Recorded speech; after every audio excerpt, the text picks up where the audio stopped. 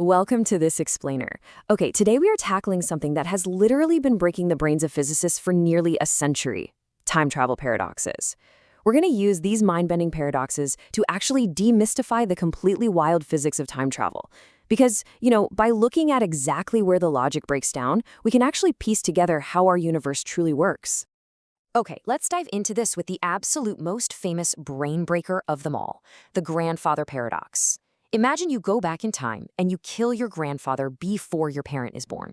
Well, that means you're never born, right? But wait, if you're never born, you couldn't possibly travel back to kill him, so he lives, which means you are born, which means you do travel back, which means you kill him. It goes round and round, literally forever. This is what we call a causal loop, and here is exactly why it drives physicists absolutely mad. Both outcomes are logically required and logically impossible at the exact same time. It's a fundamental contradiction that threatens the entire concept of cause and effect. Now, to understand how we might actually fix this, we need to set the rules of the game. First up, we've got to separate forward time travel from backward time travel. We usually think of time as this steady river, just flowing in one direction. But Albert Einstein proved that time is actually a lot more like silly putty. It stretches, it squishes, and it moves at entirely different speeds depending on gravity and how fast you're moving. Because of this, forward time travel is incredibly real. It is highly proven science. Backward time travel, on the other hand, well, that's where the theoretical math lives, and that is exactly where our paradoxes love to hide out. To put into perspective just how real forward time travel is, I want you to think about the number 38. GPS satellites in orbit are moving incredibly fast, and they're much further away from Earth's gravity. Because of that, their clocks actually tick slightly faster than ours do down here on the ground. They literally have to account for 38 microseconds of time dilation every single day. If they didn't do that, your phone's GPS would drift by like 10 kilometers a day. You'd never find anything. We actually even have human time travelers. Take Russian cosmonaut Sergei Krikalev, for example. He spent so much time up in orbit moving at high speeds that he has technically traveled 0.02 seconds into the future. That is not a sci-fi movie pitch. It's literal forward time travel. But going backward? Now that is the real puzzle. You might think physics just entirely forbids backward time travel, right? Just to prevent reality from completely breaking. But in 1949, mathematician Kurt Gödel actually found solutions buried inside Einstein's own equations of general relativity that explicitly allow it. They're called closed time-like curves. Think of them as literal mathematical paths through space-time that just loop right back on themselves. If you travel along one, you end up before you left. And since the math of backward time travel is actually valid, these paradoxes are a very real, very massive problem that modern physics has to solve. So, how does the universe stop reality from unraveling? Let's look at 3 physics solutions for solving the paradox. And this brilliantly illustrates our first fix, the Novikov self-consistency principle. Russian physicist Igor Novikov essentially proposed that the laws of physics simply do not allow paradoxes to happen, period. So if you go back to shoot your grandfather, the gun jams, or you slip on a banana peel, a bird flies in the way. It's kind of like a billiard ball on a pool table. You can hit that ball any way you want, but there are certain pockets it simply cannot go into because the geometry of the table just prevents it.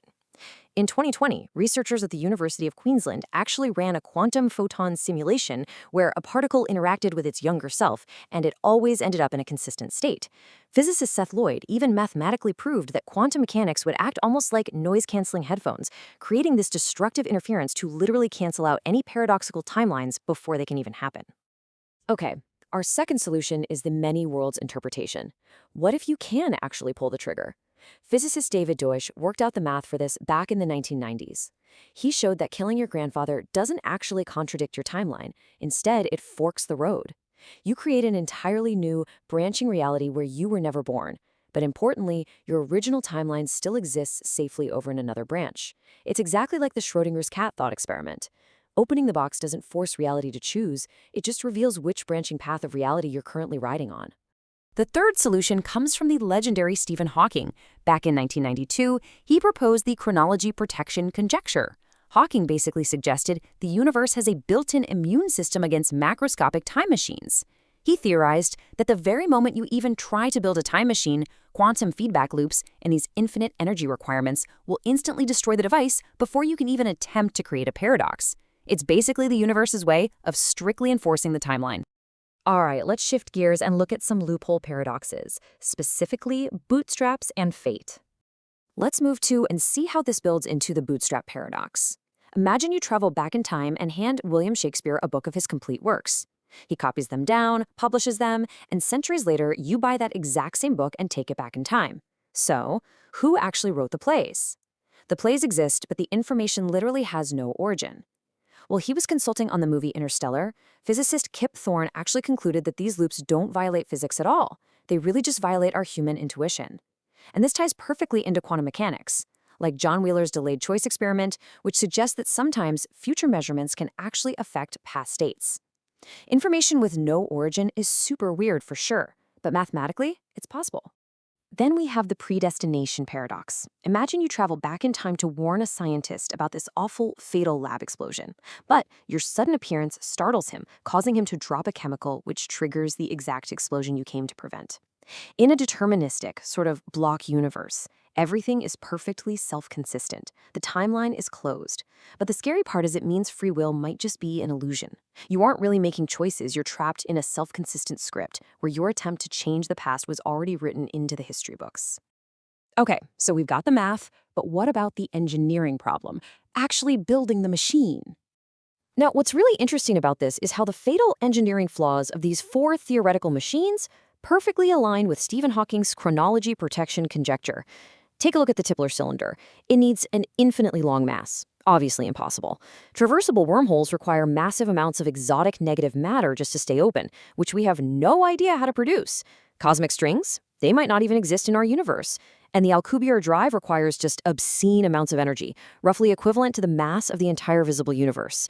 General relativity allows for all of these concepts in theory, but their fatal engineering flaws almost seem perfectly designed by the universe to physically prevent you from ever building them. Which naturally brings us to the time travel Fermi paradox. Basically, if time travel is possible, why isn't the ancient Roman Empire just totally full of tourists taking selfies with smartphones? Well, there are a few possible answers here. 1, you can only travel back to the exact moment the machine was turned on, never before it. 2, travelers are already here but they are expertly hiding.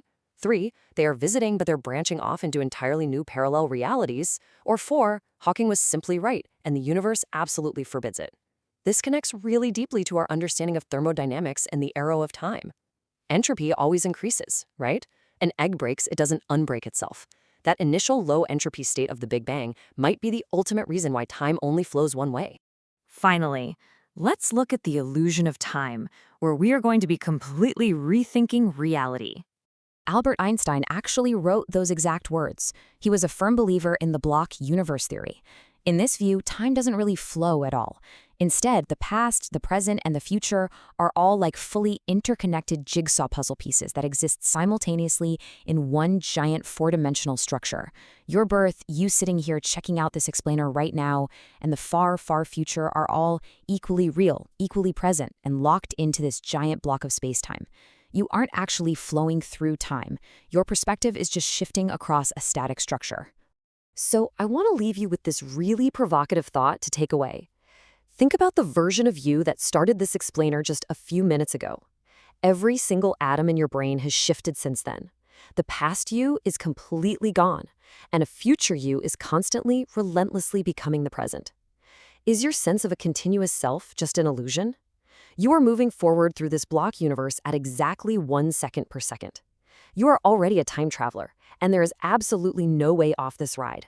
The only question left is, where do you want to go next?